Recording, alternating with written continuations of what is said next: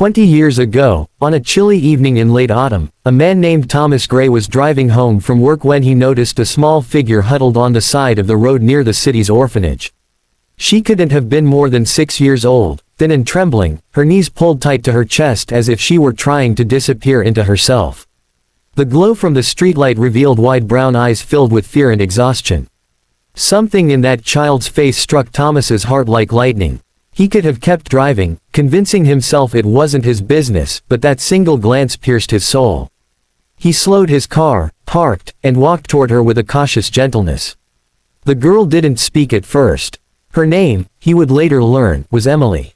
Her parents had both passed away in an accident, and with no relatives to claim her, she had been living in the orphanage. That night, overwhelmed by the noise and cruelty of other children, she had run out, seeking quiet but finding only loneliness. Thomas knelt beside her, offering his coat to shield her from the biting cold. "You don't have to be afraid," he whispered, his voice steady but tender. Something about his words, or maybe the sincerity in his eyes, made her small fingers clutch the fabric of his sleeve. That simple touch changed both of their lives. Thomas had never thought much about adoption. He was in his early 30s then, a bachelor with a modest house and a steady but unremarkable job as a carpenter. He wasn't rich, and he wasn't famous, just an ordinary man who worked hard and tried to be decent. But as he looked at the fragile little girl beside him, he realized that love and family weren't built on perfection, money, or timing. They were built on willingness, on showing up when someone needed you most.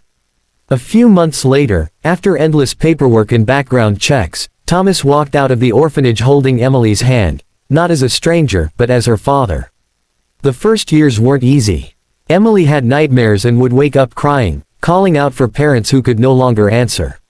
She struggled in school, too quiet to make friends and too guarded to trust easily. But Thomas never wavered. He learned how to braid her hair, even if the results were lopsided. He learned to pack her lunches with little notes inside: "You are braver than you know. You are loved more than you believe." He worked long hours in his carpentry shop to pay for her schooling, but no matter how tired he was, he always made time to read her bedtime stories, his rough hands turning pages gently as if the paper were made of glass. Slowly, Emily began to bloom. As the years passed, Emily grew into a bright young woman. She excelled in her studies, particularly in science, and often talked about wanting to become a doctor someday. She said it was because doctors had helped her mother once, and she wanted to be someone who healed others too. Thomas encouraged every dream she spoke aloud, even when the costs of pursuing them weighed heavily on his shoulders. He took extra carpentry projects, sometimes working until his hands were blistered, but he never complained. He told her, "Your dreams are worth every splinter." By the time Emily graduated high school, she was accepted into a prestigious medical program. She cried when she read the acceptance letter because she knew tuition and expenses were far beyond their means. Thomas, however, had been quietly saving for years. He sold the old truck he loved, took out small loans, and even parted with his mother's heirloom jewelry that he had kept locked away. When he placed the check in her hands for her first year's tuition, Emily sobbed. "How can I ever repay you?" she asked. Thomas kissed her forehead and said, "By being happy. That's all the repayment I'll ever need." College took Emily to another city, and for the first time, Thomas's little house felt unbearably quiet. He kept himself busy with work, but he missed her laughter echoing through the rooms, her notes stuck to the refrigerator, and the way she'd sit cross-legged on the counter while he cooked breakfast. Still, he reminded himself that this was what love was supposed to do: it gave wings so another could fly. Years passed. Emily not only completed her degree but went on to specialize in pediatrics. She became known for her compassion with children, often sitting on the floor to speak with them eye to eye instead of towering over them. Colleagues admired her brilliance, but patients loved her heart. And though her life grew busier, she never forgot her father. Every phone call, every holiday visit, every "I love you, Dad," reminded Thomas that their bond was unbreakable. But time, as it always does, left its marks. Thomas grew older, his once strong hands stiff with arthritis, his back bent from decades of carpentry. He never told Emily how difficult it was becoming to work, how some days the pain made it hard to even button his shirt. He didn't want to burden her. He still smiled, still asked about her patients, still told her he was proud. But one winter, Emily returned home to find him collapsed on the floor, unconscious. The doctors said it was his heart.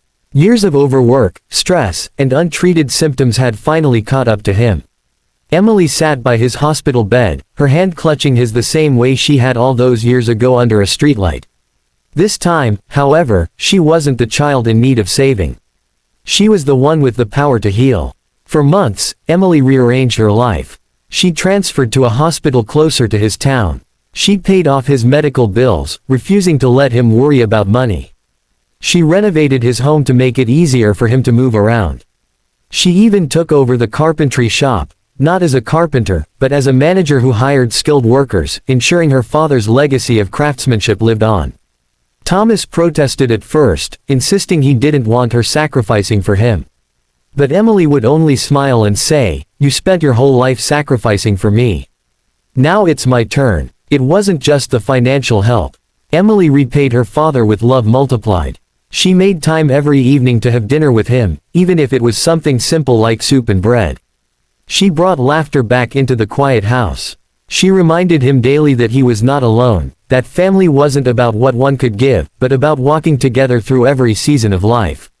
One day, years later, when Thomas's health had stabilized and he was sitting in the garden Emily planted for him, he watched children from the neighborhood run to her as she returned from work. They adored her, clinging to her arms, calling her, Dr. Emily.